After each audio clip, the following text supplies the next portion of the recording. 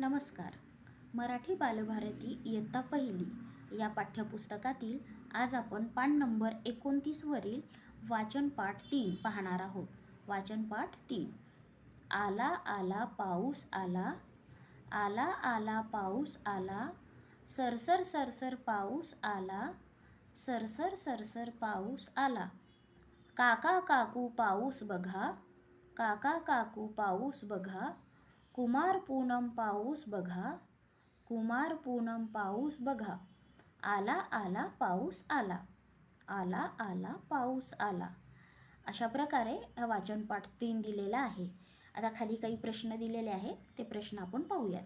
सांग, पाऊस कसा आला? पाऊस सरसर आला. पाऊस कोण कोण बघत आहे?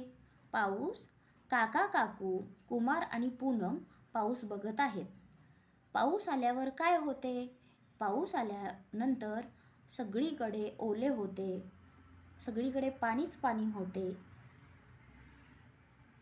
तसेच आकाशामध्ये ढग काळवंडतात, ढगांचा विजांचा कडकडाट होतो.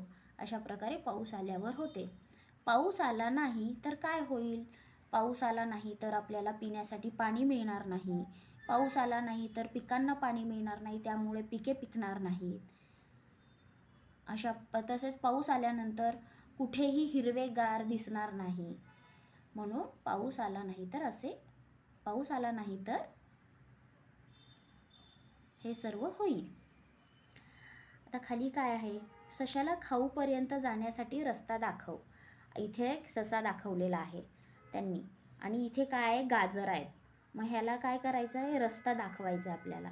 मग इथून असा हा रस्ता सशाला त्या गाजरापर्यंत पोहोचण्यासाठी दाखवून द्यायचा आहे.